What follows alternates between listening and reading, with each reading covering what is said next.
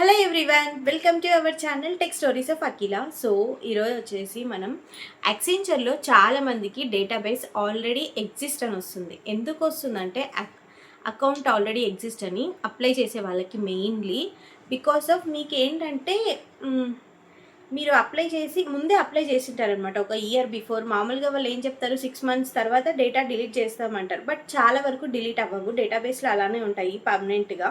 కొన్ని టైమ్స్ అనేది డిలీట్ అయిపోతాయి 6 months తర్వాత. మనకు అప్పుడు ఛాన్స్ వస్తుంది అప్లై చేసుకోవడానికి. సో రీసెంట్గా యాక్సెంచర్ వాళ్ళకి అర్థమైంది, ఓకే స్టూడెంట్స్ అనేవాళ్ళు ఈ ప్రాబ్లమ్ని ఫేస్ చేస్తున్నారు అనేసి. సో ఈ ప్రాబ్లమ్ని రీజాల్వ్ చేయడానికి ఒక వెబ్సైట్ అయితే చెప్పారు. అది ఏంటంటే డేటాబేస్ స్టూడెంట్స్ వద్దనుకుంటుంటే వాళ్ళ కాపీ రైట్స్ ప్రకారం అది డిలీట్ చేసుకోవచ్చు అనమాట. సో వితిన్ 24 hours లోపు మీకు డేటాబేస్లో నుంచి డేటా డిలీట్ అయిపోతుంది. అది మీకు మెయిల్ కూడా వస్తుంది డేటాబేస్ డిలీట్ అయిందనేసి. ఇది 100% వర్క్ అవుతుంది.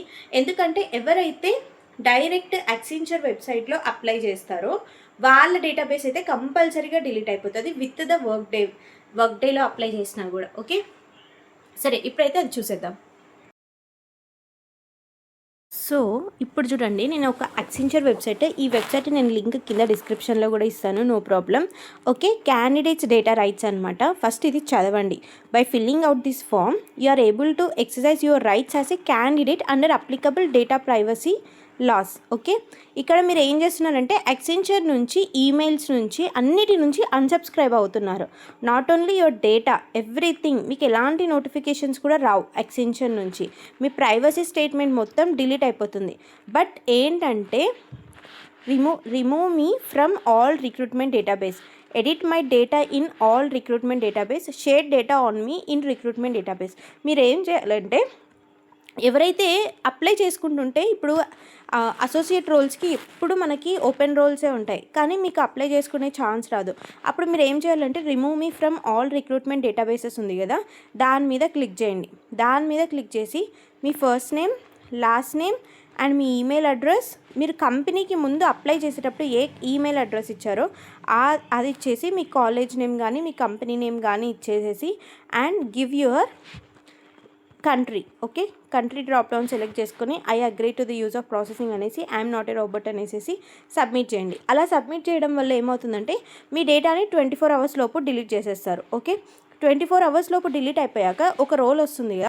సో ఈ రోల్ గురించి మనకు అందరికీ తెలుసు, ఇది ఎప్పుడు ఓపెన్ రోలే. Okay, associate software engineer role. ఇప్పుడు ఎప్పుడైతే మనం అది డిలీట్ చేసింటామో ఒక 2 days ఆగండి. ఒక 2 days ఆగిన తర్వాత 0 to 1 year of experience people ఎవరున్నా సరే, హైదరాబాద్, బెంగళూరు ఎవరున్నా సరే, తర్వాత మళ్ళీ ఈ అప్లికేషన్ వేయండి. ఓకే, ఎందుకు చెప్తున్నానంటే ఈ application last day to apply Friday January 9, 2026 11:55 PM అన్నారు. బట్ స్టిల్ ఇంకా ఇది ఓపెన్లోనే ఉంది కదా. సో మనం అప్లై చేసుకోవచ్చు, నో ప్రాబ్లం. ఇది ఇంకా ఓపెన్ రోలే. Any year of passed out until 2025 highest qualification. ఈ రోల్స్కి మీరు అప్లై చేసుకుంటే ఫ్రెషర్ రోల్స్కి ఎలిజిబిలిటీ వస్తారు, మీరు ఆఫ్ క్యాంపస్లో టెస్ట్ రాయొచ్చు అనమాట. ఓకే, ఇలాంటి రోల్స్ ఎప్పుడు ఓపెన్ రోల్సే. మీ డేటా డిలీట్ అయిన వెంటనే ఇది అప్లై చేసుకోవడానికి ట్రై చేయండి. ఓకే, అప్పుడు మీరు మళ్ళీ జాబ్ కోసం ట్రై చేసే ఛాన్సెస్ ఎక్కువ ఉంటాయి. సో ఇలా మీ డేటాను అయితే డిలీట్ చేసుకోండి. అండ్ నేను ఈ లింక్ అయితే డిస్క్రిప్షన్లో ఇస్తాను. అండ్ ఇంకా ఎవరైనా మీరు నాతో టాప్మేట్లో కనెక్ట్ అవ్వాలనుకుంటే టాప్మేట్ లింక్ అయితే కింద ఇస్తాను డిస్క్రిప్షన్లో. మీరు టాప్మేట్లో నాతో కనెక్ట్ అవ్వచ్చు. అండ్ మీ ఫ్రంట్ ఎండ్కి సంబంధించింది కానీ, .NETకి సంబంధించినది కానీ, యాంగులర్, రియాక్ట్కి సంబంధించిన డౌట్స్ ఏమున్నా సరే అడగచ్చు. And fresher related resume writing ఇలాంటి డౌట్స్ ఏమున్నా కూడా నాతో కనెక్ట్ అవ్వచ్చు. అండ్ నా మెయిల్ ఐడి కూడా డిస్క్రిప్షన్లో ఇస్తాను. You can check it out. And that's all about the video. And please subscribe to our channel. Thank you, bye.